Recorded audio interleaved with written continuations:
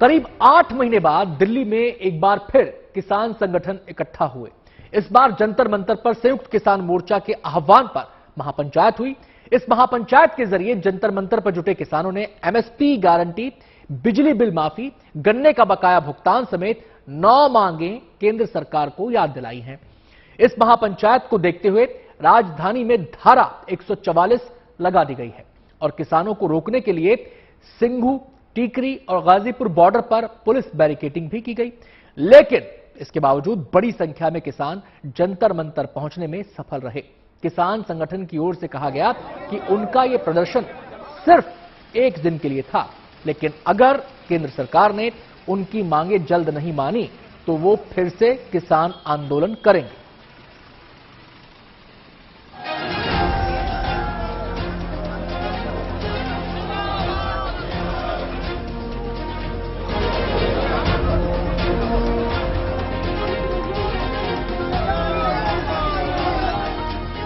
केंद्र के कृषि सुधार कानूनों के खिलाफ आंदोलन करने वाले किसान संगठनों का ये जमावड़ा एक बार फिर दिल्ली में लगा है।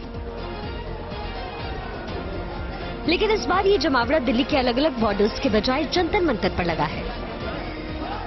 हाथों में झंडे और नारेबाजी करते इन किसानों ने जैसे ही जंतर मंतर की ओर कूच किया तो पुलिस ने उन्हें रोकने की पूरी कोशिश की, जिसकी वजह से जंतर मंतर पर किसानों और पुलिस के बीच हल्की झड़प देखने को मिली। इसके बाद आगे बढ़ने के लिए किसानों ने बैरिकेडिंग हटाने के लिए पूरा जोर लगा दिया। जंतर मंतर पर मौजूद हूँ और कुछ देर पहले ये जो सामने की तरफ बैरिकेडिंग देख पा रही हैं आप, इस बैरिकेडिंग को जो दिल्ली पुलिस की थी इसको हटा दिया और इस रास्ते से अब धीरे धीरे करके प्रोटेस्टर वो आ रहे हैं। आप देखिए ये जो दूसरा साइड है, एक एक करके जो किसान जो प्रोटेस्टर हैं वो धीरे धीरे करके यहाँ पर जमा हो रहे हैं और भारी भीड़ अब जंतर मंतर पर जमा हो गई है। वहीं दिल्ली पुलिस ने कोशिश की थी कि जो तमाम बॉर्डर एरिया है वहां से किसानों को नहीं आने दिया जाए, बावजूद इसके बड़ी संख्या में किसान जो प्रोटेस्टर है वो यहाँ पर जमा हुए हैं। और आपको बताऊं कि दिल्ली पुलिस ने परमिशन भी नहीं दी थी, लेकिन अब से कुछ देर पहले यहाँ पर गहमा गहमी का माहौल हो गया था, क्योंकि ये जो बैरिकेड था जंतर मंतर प्रोटेस्ट साइट पर, इस बैरिकेड को हटा दिया। दिल्ली पुलिस एहतियात के तौर पर इसको लगाया था। इतना ही नहीं, पुलिस ने बसों से दिल्ली पहुंच रहे किसानों को रोकने के लिए राजधानी में धारा 144 लगाई। साथ ही टीकरी, सिंघू और गाजीपुर बॉर्डर पर पहरा भी बढ़ा। लेकिन किसान संगठनों के बैनर तले आए हजारों किसान नहीं माने, लिहाजा पुलिस को इन किसानों को हिरासत में लेना पड़ा। इस कार्रवाई से नाराज किसानों ने इसे सरकार की तानाशाही करार दिया। तमाम किसान जो है वो महापंचायत के लिए आए थे। फिलहाल पुलिस ने उनको गाजीपुर बॉर्डर पे जो है वो डिटेन कर लिया है। ये तमाम वो किसान हैं जो कि यहाँ पर बॉर्डर पर पहुंचे थे महापंचायत के लिए। फिलहाल पुलिस ने उनको जो है वो यहाँ पर रोक दिया है। ये लोग प्रदर्शन के लिए बैठ रहे थे, गाजीपुर बॉर्डर पर बैठ गए थे। यहाँ पर लगातार प्रदर्शन जो जारी था और यहाँ पर फिलहाल रोक दिया गया। आप सबको आगे जाने की इजाजत नहीं है, आगे जाने की इजाजत नहीं दी गई है। गाड़ी में बैठा के लेके जा रहे हैं, ये पता नहीं कहाँ लेके जा रहे हैं। प्रशासन की तानाशाही चल रही है, किसानों के खिलाफ चल रही है सब तानाशाही। अभी आप देख सकते हैं कि दिल्ली पुलिस के तमाम आला अधिकारी एक ही गाड़ियों की चेकिंग जो है वो यहाँ पर करते हुए जो है वो यहाँ पर नजर आ रहे हैं और लगातार कोशिश ये है कि किसान नई दिल्ली इलाके की तरफ कूच ना करें, क्योंकि पूरे नई दिल्ली इलाके में धारा 144 जो है वो लगाई गई है और किसानों को महापंचायत की परमिशन जो है वो फिलहाल नहीं दी गई। किसानों के दिल्ली कूच की वजह से राजधानी के अलग अलग बॉर्डर्स पर घंटों ट्रैफिक जाम लगा रहा, जिसकी वजह से आम लोगों को खासी परेशानी का सामना करना पड़ा। बताया गया कि जंतर मंतर पर हुई महापंचायत में पंजाब, हरियाणा और यूपी के किसानों ने हिस्सा लिया, जिन्होंने सरकार को एमएसपी गारंटी और कर्ज माफी समेत अपनी कई मांगे फिर से याद दिलाई। जंतर मंतर पर धरना क्यों देना पड़ रहा आपको? सर, जो पहले किसान आंदोलन हुआ था उसमें ना कई वादे किए थे सरकार ने, वो कोई भी वादा भी पूरा नहीं हो रहा था। एमएसपी का जो कानून बनाना वो कानून नहीं बना है, इसके लिए हम उस वजह से धरना जाना पड़ रहा है। एक मांग पत्र देना है राष्ट्रपति को। ये किसान सरकार पर जिस वादा खिलाफी का आरोप लगा रहे हैं उसे भी यहाँ पर जान लेना बेहद जरूरी है। असल में जब सरकार ने नवंबर 2021 में तीनों कृषि कानूनों को वापस लिया था, उस समय किसानों की एमएसपी से लेकर दूसरी मांगों को पूरा करने का भरोसा दिया था। तब जाकर किसानों ने आंदोलन वापस लिया, लेकिन किसानों का कहना है कि तकरीबन 8 महीने बीत जाने के बाद भी उनकी मांगे पूरी नहीं हुई, जिसकी वजह से किसानों में नाराजगी है और इसलिए उन्होंने दोबारा दिल्ली कूच किया। हमारे लखीमपुर के जो शहीद हैं, जो भाई हैं, उनको इंसाफ दिलवाना। हमारा प्रोग्राम केवल एक दिन का है, राष्ट्रपति को ज्ञापन देना है, क्योंकि प्रधानमंत्री जी को ज्ञापन भी दे लिया, उनको वो तो हमारे साथ वायदा खिलाफी करके मुकर रहे हैं। वो जो वायदा करके मुकरे हैं, वो उनसे क्या हम उम्मीद रखते हैं। हालांकि प्रदर्शनकारी किसानों ने साफ किया कि उनकी ये महापंचायत सिर्फ एक दिन की ही है, लेकिन अगर सरकार ने जल्द उनकी मांगे नहीं मानी तो वो फिर से अपनी मांगों के लिए दिल्ली में आंदोलन करेंगे। यानी अब इस मुद्दे पर गेंद सरकार के पाले में है। दिल्ली से अरविंद ओझा के साथ Sushant Mehra, good news today. करीब 8 महीने बाद दिल्ली और दूसरे राज्यों से लगी उसकी सीमाओं पर वैसी ही तस्वीरें देखने को मिल रही हैं जैसी 8 अगस्त 2020 से लेकर 11 दिसंबर 2021 तक देखने को मिली थी। आज जंतर मंतर पर बिना इजाजत आयोजित हुई महापंचायत में शामिल होने के लिए पश्चिमी उत्तर प्रदेश, हरियाणा और पंजाब से हजारों किसान पहुंच गए, जो दिल्ली की सीमा में दाखिल होने में कामयाब हुए। वो जंतर मंतर तक पहुंचे और जो पुलिस की सख्ती की वजह से ऐसा नहीं कर पाए, वो दिल्ली हरियाणा के टीकरी और सिंघू बॉर्डर या फिर दिल्ली उत्तर प्रदेश के गाजीपुर बॉर्डर पर जम गए। कुछ जगह पुलिस के साथ झड़प भी हुई। सवाल लाजमी है कि अभी किसान संगठनों का ये विरोध प्रदर्शन क्यों? पिछले साल ही तीनों नए कृषि कानून वापस हो चुके हैं। 29 नवंबर 2021 को ही नए कृषि बिल को वापस ले लिया गया था। किसानों की मांग यही थी कि नए कृषि कानून वापस लिए जाएं। ऐसे में आम लोगों के मन में एक ही सवाल है, क्या एक बार फिर दिल्ली में किसान आंदोलन होने वाला है? जब केंद्र सरकार और किसानों के बीच विवादित तीनों नए कृषि कानूनों को वापस लेने और दूसरे मुद्दों पर सहमति बन चुकी है, तो फिर किसान क्यों विरोध प्रदर्शन करना चाहते हैं? आखिर वो कौन सी मांगे हैं जो अभी तक पूरी नहीं हो पाई हैं? ऐसे में हम उन 9 मांगों के बारे में जानते हैं जिसको लेकर हरियाणा, पंजाब और पश्चिमी उत्तर प्रदेश के किसानों ने एक बार फिर दिल्ली कूच कर दिया है। ग्राफिक्स के जरिए अब इन मांगों के बारे में आपको हम बताते हैं। दरअसल संयुक्त किसान मोर्चा में शामिल किसान संगठन एमएसपी यानी न्यूनतम समर्थन मूल्य गारंटी कानून बनाने की मांग कर रहे हैं। देश में किसानों के हित को बचाए रखने के लिए एमएसपी की व्यवस्था सालों से लागू है, जारी है। अगर कभी किसी फसल की कीमत बाजार की तुलना में गिर भी जाती है, तब भी सरकार तय एमएसपी पर ही किसानों से उनकी फसल खरीदती है, ताकि किसानों को आर्थिक नुकसान से बचाया जा सके। 60 के दशक में सरकार ने पहली बार गेहूं पर एमएसपी व्यवस्था की शुरुआत की थी, ताकि सरकार किसानों से गेहूं खरीदकर अपनी पीडीएस योजना के तहत गरीबों को बांट सके और इस वितरण की वजह से अन्न की कमी ना हो। एमएसपी का एकमात्र मकसद यह है कि किसानों को उनकी लागत का 50% रिटर्न मिल जाए। हालांकि हकीकत में ऐसा होता नहीं है। कई जगह तो किसानों को अपनी फसल एमएसपी से भी कम कीमत पर बेचनी पड़ती है। लेकिन एक बात समझना जरूरी है कि सरकार चाहे तो एमएसपी कभी भी रोक भी सकती है, क्योंकि ये सिर्फ एक नीति है, कानून नहीं है। यही वजह है कि एमएसपी के तहत कम कीमत मिलने पर किसान अदालत का दरवाजा खटखटाकर अपना हक नहीं मांग सकते। इसी को दूर करने के लिए किसान स्वामीनाथन आयोग के C2+50% फॉर्मूले के आधार पर एमएसपी की गारंटी के कानून की मांग कर रहे हैं। इसके अलावा किसान संगठन लखीमपुर खीरी कांड के पीड़ित किसान परिवारों के लिए इंसाफ की मांग भी कर रहे हैं। पिछले साल 3 अक्टूबर को उप मुख्यमंत्री केपी मौर्य के दौरे के दौरान सड़क पर विरोध कर रहे कुछ किसानों पर गाड़ी चढ़ गई थी।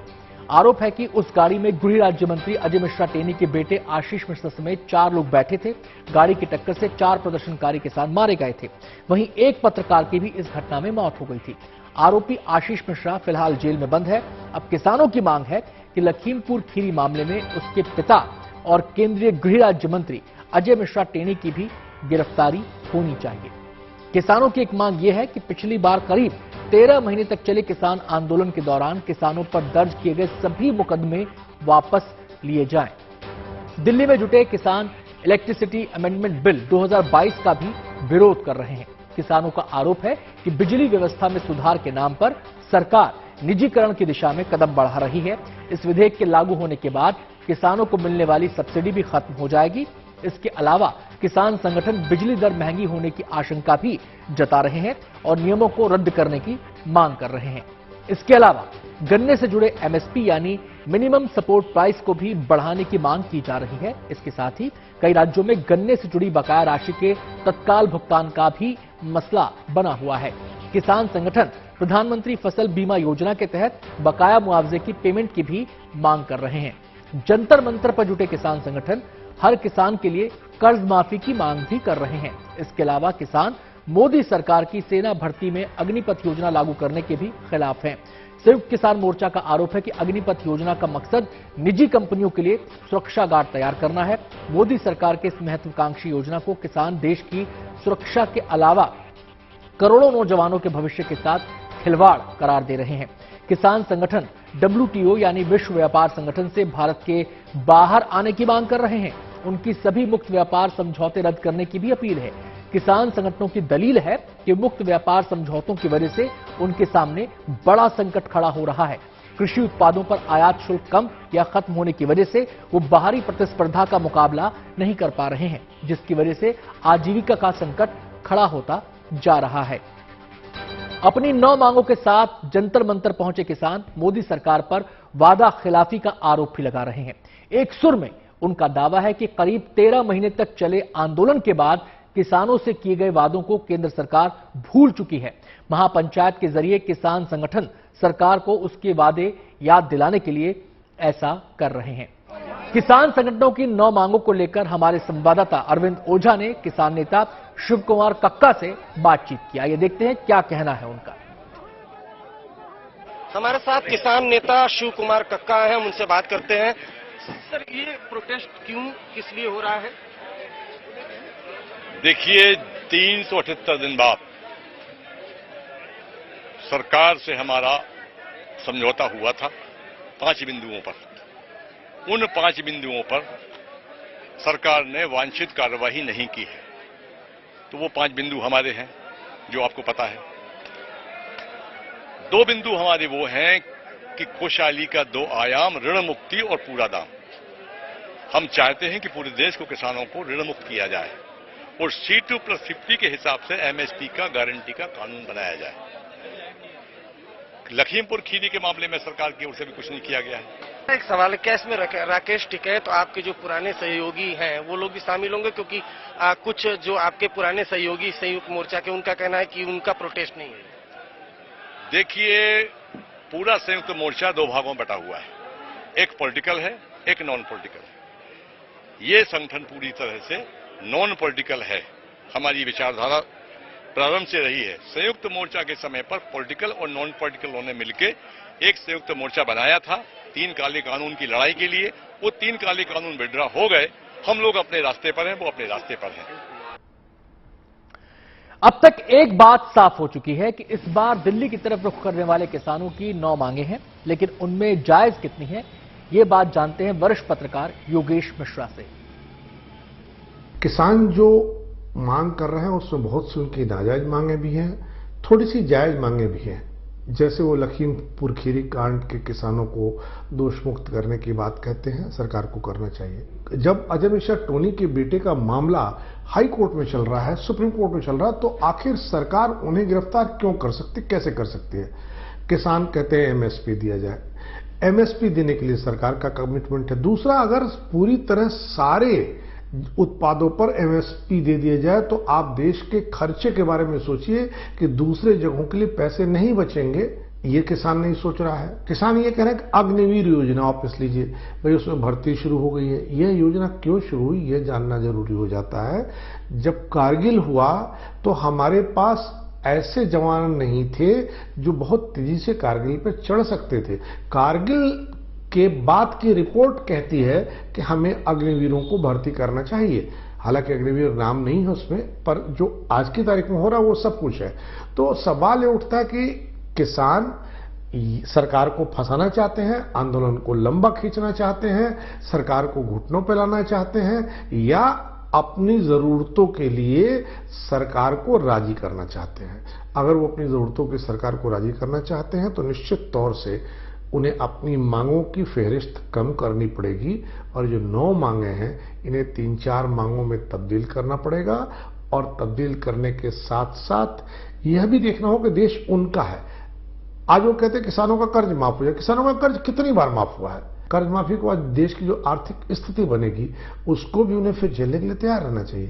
तो ये जो कुछ किसान कर रहे हैं उसमें कहीं न तो वो अपना भला कर रहे हैं, न वो सरकार का भला कर रहे हैं, न वो समाज के भले की बात कर रहे हैं, वो सिर्फ सरकार को झुकाने की बात कर रहे हैं। अगर हमारा अन्नदाता किसान यही सोचता है कि सरकार झुक जाए तो सरकार को भी मान लेना चाहिए इस बात को। पर अगर अपने आंदोलन को जायज स्वरूप देना है तो निश्चित रूप से फेहरिस्त कम करनी पड़ेगी, मांगे 2, 3, 4 तक ले आनी पड़ेगी। रुख करते हैं अगली खबर का। बात हिंदुस्तान की नई ताकत की। जल्द ही भारतीय सेना को आसमान का सटीक निशानेबाज मिलने वाला है जो सरहदों की निगरानी करेगा। अमेरिका से 30 अत्याधुनिक ड्रोन को लेकर बातचीत आखिरी दौर में है। इस डील से भारत की ताकत कैसे बढ़ेगी और इस ड्रोन की क्या खूबियां हैं, देखिए इस रिपोर्ट में।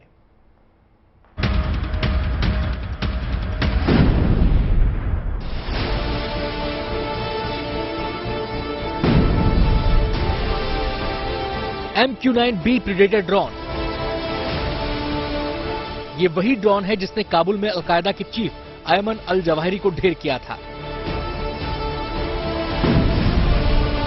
इसी ड्रोन से हेलफायर मिसाइल दागी गई थी और घनी रिहाइश के बीच रह रहे 9/11 अटैक के मोस्ट वांटेड आतंकी जवाहिरी को बचने का मौका तक नहीं मिला। और इसी MQ-9B रीपर के एडवांस वर्जन के लिए भारत अमेरिका से डील करने वाला है। ये ड्रोन अब हिंद की शक्ति बनने वाला है।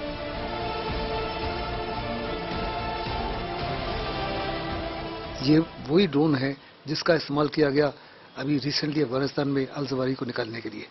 तो इनके आ जाने से हिंदुस्तान की फौज की जो क्षमता है उसमें 4 चांद लग जाएंगे। हिंदुस्तान इसकी कोशिश कर रहा था ओबामा के समय, लेकिन उस समय ये ड्रोन्स दिए जा रहे थे हमको बिना वेपन्स के। उसके बाद में ट्रंप से भी कहा गया था, तभी भी बिना वेपन्स के दिए जा रहे थे। अभी अमेरिका जो है हिंदुस्तान का स्ट्रेटेजिक अलाई है, स्ट्रेटेजिक पार्टनर है, और अभी वो तमाम वेपन्स के साथ दे रहा है जो वेपन्स अमेरिका खुद इस्तेमाल करता है। यह आसमान का वो योद्धा है जो रण में हमेशा जीत की हुंकार भरता है, जो अपने लक्ष्य से कभी चूकता नहीं। दुश्मन निशाने पर आया नहीं कि सम झुक गया, क्योंकि खुद को दुश्मन की जद से दूर रखते हुए टारगेट को नष्ट करने में सक्षम है। ये ड्रोन अपने आप में किसी फाइटर जेट से कम नहीं। फर्क सिर्फ इतना है कि इसमें कोई पायलट नहीं होता।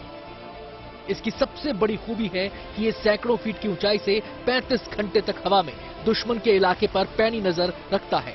और ये जाबाज हवाई योद्धा जल्द ही भारतीय सेना की ताकत होगा। जनरल एटॉमिक्स ग्लोबल कॉर्पोरेशन के चीफ एग्जीक्यूटिव डॉक्टर विवेक लाल ने इस खबर की जानकारी दी और बताया, भारत और अमेरिका के बीच अमेरिकी MQ-9B ड्रोन को लेकर रक्षा सौदा बातचीत के अंतिम दौर में है। अगर ये डील फाइनल होती है तो $3 अरब यानी करीब 22,000 करोड़ में भारत को 30 ऐसे हवाई योद्धा मिल जाएंगे जो घातक हथियारों और मिसाइलों से लैस होंगे। ये ड्रोन अमेरिकी कंपनी जनरल एटॉमिक्स ने बनाए हैं। भारत ने तय किया है कि तीनों सेनाओं को 10-10 ड्रोन दिए जाएंगे और इसमें प्रयोग कहां किया जा सकता है वो भी आप समझिए। सबसे पहले ये तय किया जाएगा जो चीन से सटा सीमावर्ती इलाका है यानी कि LAC, वहां पर सबसे ज्यादा इसका प्रयोग किया जाएगा, क्योंकि लगातार चीन की तरफ से घुसपैठ की बातें सामने निकल के आती रहती हैं और चीन पर नजर रखने के लिए इस प्रकार के ड्रोन बेकायदा बहुत ज्यादा फायदेमंद साबित हो सकते हैं। इसके अलावा अगर LOC की बात करें यानी कि पाकिस्तान से सीमावर्ती इलाकों की बात करें तो वहां पर भी इस प्रकार के ड्रोन्स का इस्तेमाल किया जाएगा। लेकिन सबसे इंपॉर्टेंट बात यह रहेगी कि भारत अमेरिका के डील में इस बात को तय किया गया है कि अमेरिका भारत को मिसाइल्स भी देगा और साथ में जो भी अत्याधुनिक उपकरण इसमें शामिल होते हैं उन सब के साथ लैस करके इस ड्रोन को भारत को समर्पित करेगा, भारत को सौंपेगा। यानी कि जब ये ड्रोन भारत में आएंगे तो ऐसे में आप सीधे तौर पर समझ सकते हैं कि तीनों सेनाएं अपने आप में सुपर टेक्निक से लैस हो जाएंगी। इन 30 ड्रोन को चीन के साथ लगने वाली लाइन ऑफ एक्चुअल कंट्रोल और भारत की समुद्री सीमा में सर्विलांस और सिक्योरिटी बढ़ाने के लिए इस्तेमाल किया जाएगा। इसके अलावा नौसेना भी प्रीडेटर ड्रोन की मदद से हिंद महासागर, अरब सागर, बंगाल की खाड़ी समेत कई अन्य तटीय इलाकों पर नजर रख सकेगी।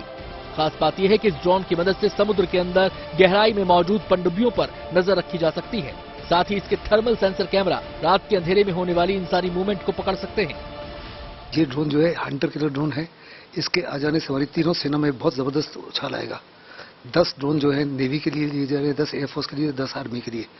ये हमारे हाई ऑल्टीट्यूड में सर्वेलेंस के लिए, मेरीन सर्वेलेंस के लिए अगेंस्ट चाइना एंड पाकिस्तान काम आएंगे, फिर ओवर द होराइजन टारगेटिंग के लिए काम आएंगे, फिर सबमरीन को हंट करके उसको डिस्ट्रॉय करने के लिए काम आएंगे। और ये ड्रोन ऐसे हैं जो high altitude long endurance drones हैं। ये 40,000 फीट के ऊपर उड़ सकते हैं और 35 घंटे लगातार उड़ान कर सकते हैं। ड्रोन के आने से भारतीय सेना की ताकत में कितना इजाफा होगा?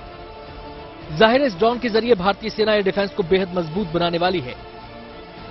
एक और राफेल जैसे लड़ाकू विमान भारत की रक्षा पंक्ति का हिस्सा बन चुके हैं, तो मिलिट्री ड्रोन्स को हासिल करने को लेकर भारत तैयार है और इन ड्रोन से जमीन और समुद्र से लंबी दूरी तक का अचूक निशाना लगाया जा सकेगा।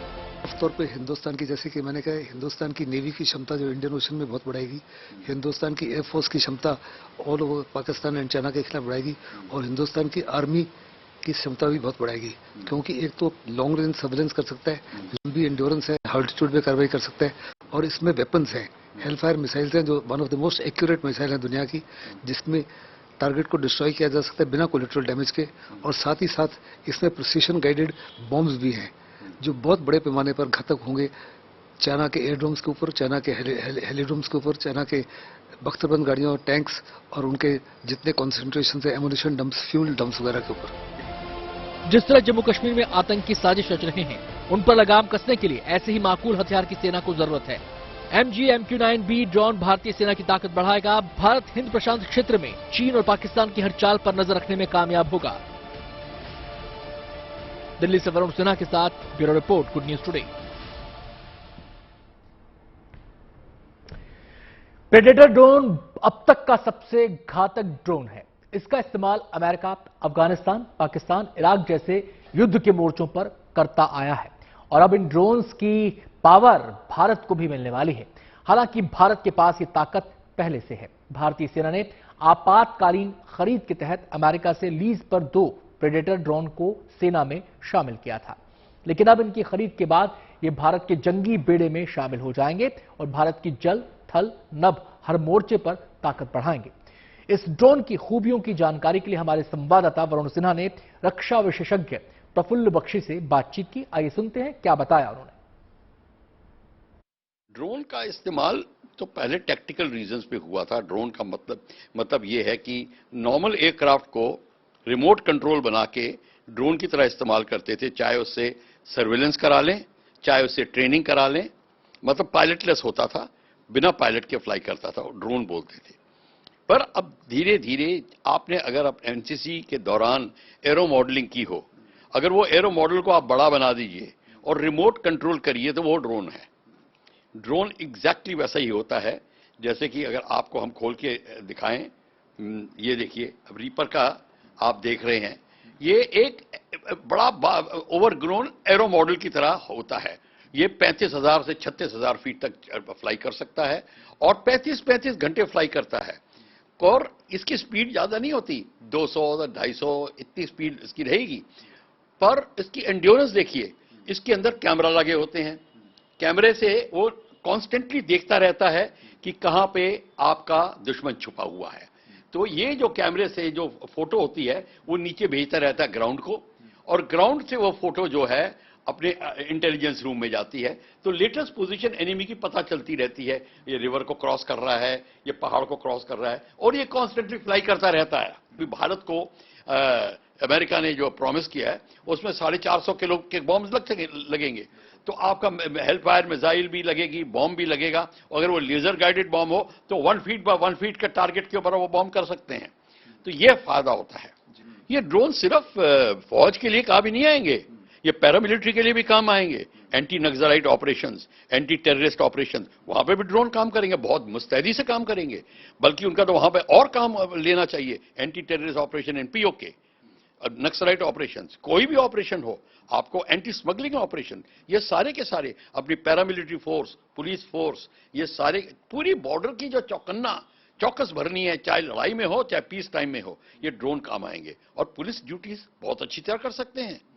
इसके जरूरी नहीं है कि आप भारी मिसाइल ही लगाएं, इसमें आप कैमरा लगा सकते हैं, लाइट वेपन इस्तेमाल कर सकते हैं, लो लेवल के ड्रोन आते हैं, छोटे ड्रोन आते हैं, उनका इस्तेमाल हो सकता है। तो कई तरीके से हो सकता है। आर्मी पैरामिलिट्री फोर्स का conjunction, anti terrorist operations, anti smuggling operations, ये सारे के सारे हो सकते हैं।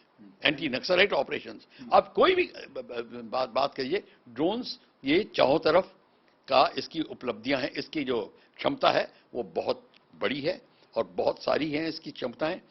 ठीक से इस्तेमाल और कॉम्बिनेशन इमेजिनेशन के साथ अगर कोई करे तो इसमें कोई प्रॉब्लम नहीं है। बेहतर भविष्य के लिए नई सोच के साथ आगे बढ़ना पड़ेगा और शायद यही नई रणनीति समझाती है कि आपको आधुनिक भारत में इस प्रकार के नए इक्विपमेंट को कहीं ना कहीं यूज करना पड़ेगा। कैमरा पर्सन अभिषेक के साथ वरुण सिन्हा, दिल्ली।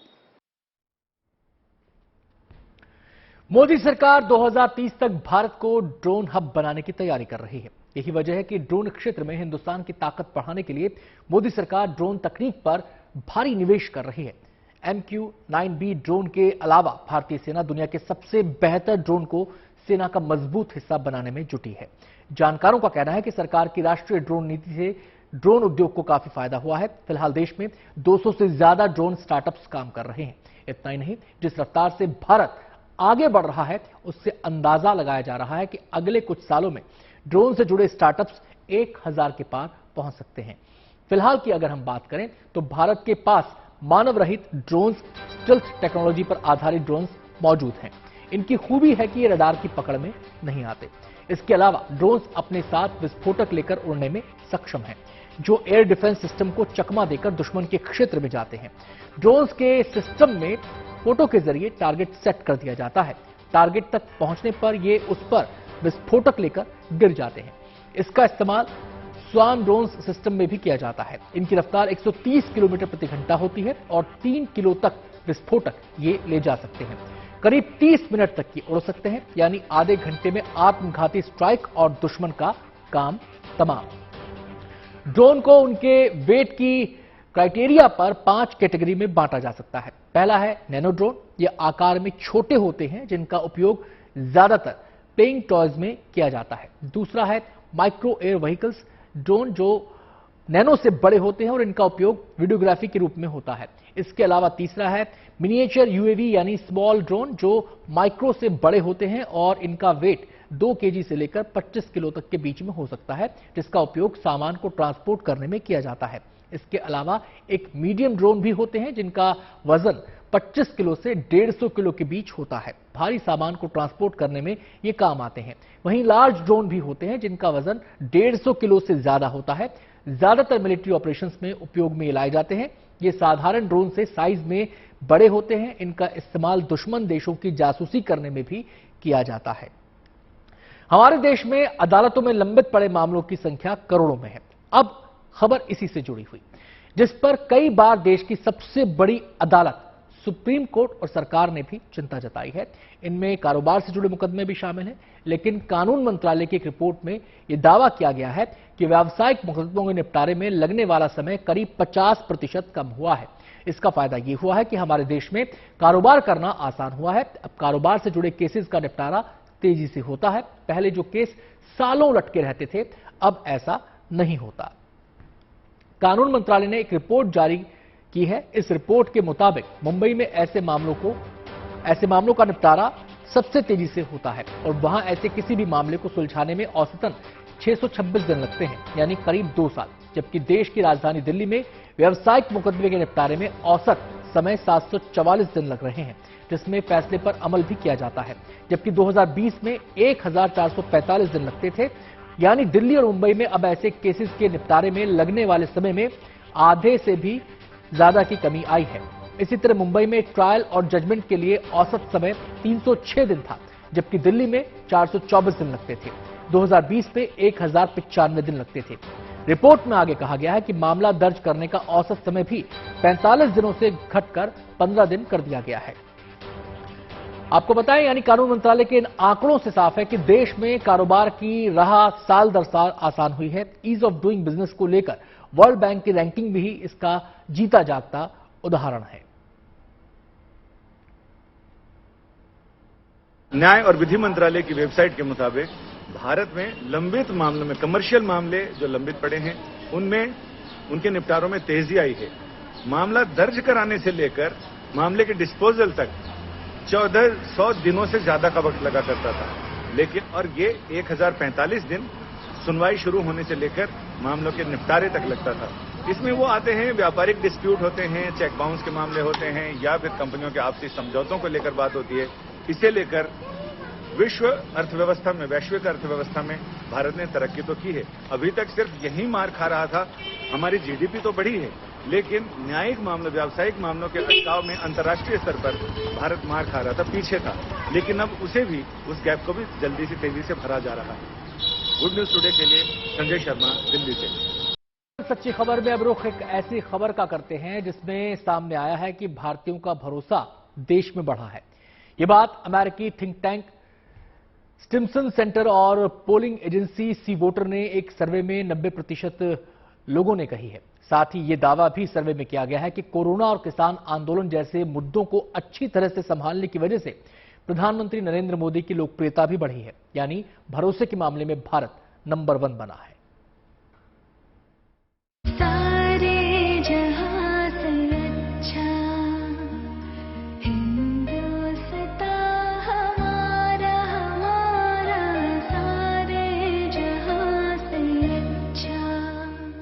सारे जहां से अच्छा हिंदुस्तान हमारा।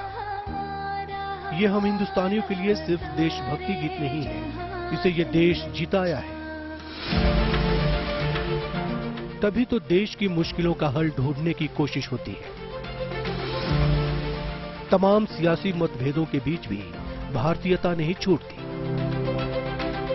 यही वजह है कि अमेरिका की एक थिंक टैंक की स्टडी में पता चला है कि हिंदुस्तान के 90% लोग अपने देश को दूसरे तमाम देशों की तुलना में बेहतर मानते हैं। जिन युवाओं को अमेरिकन सपने दिखाए जाते हैं, जिन यूरोपीय देशों को ड्रीम डेस्टिनेशन माना जाता है, उन सब पर भारी पड़ा है स्वदेश।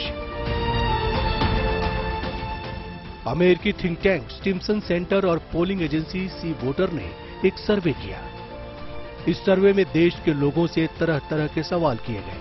इस सर्वे के नतीजों को जब परखा गया तो पता चला कि 90% भारतीय मानते हैं कि अन्य देशों के मुकाबले भारत की स्थिति कहीं बेहतर है, यानी अपने देश पर लोगों का भरोसा बढ़ा है। इसी सर्वे में 90% लोगों ने यह भी माना है कि अगर भारत पाकिस्तान के बीच लड़ाई हुई तो भारत पाकिस्तान को हरा देगा। इसी तरह चीन के मामले में 72% लोग ऐसा ही मानते हैं। वहीं 76% लोगों ने पाकिस्तान को, जबकि 65% लोगों ने चीन को नापसंद किया है। यही नहीं, सर्वे के नतीजों में 71% लोगों ने माना है कि कोरोना और किसान आंदोलन जैसे मुद्दों को अच्छी तरह से संभालने की वजह से प्रधानमंत्री नरेंद्र मोदी की लोकप्रियता बढ़ी है।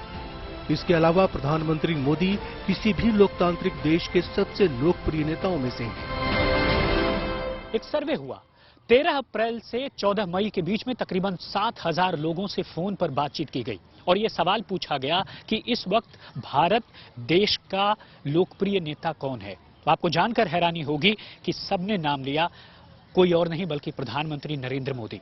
और साथ ही साथ लोगों का यह विश्वास भी साफ तौर पर दिखा कि अगर कभी युद्ध जैसी कोई स्थिति होती है तो भारत अपने आप को डिफेंड करने में पूरी तरह से सक्षम है। साफ तौर पर यह भी पाया गया कि लोगों के अंदर इस वक्त जो राष्ट्रवाद है वो भी चरम पर है और साथ ही साथ सरकार और देश को लेकर के जो उनका आत्मविश्वास है वो भी चरम पर है। अमेरिकी थिंक टैंक और पोलिंग एजेंसी का यह सर्वे 18 राज्यों और 6 केंद्र शासित प्रदेशों में 12 भाषाओं में किया गया, जिसके नतीजे भारतीयों में बढ़ते राष्ट्रवाद की भावना को दर्शाते हैं। Bureau report, good news today.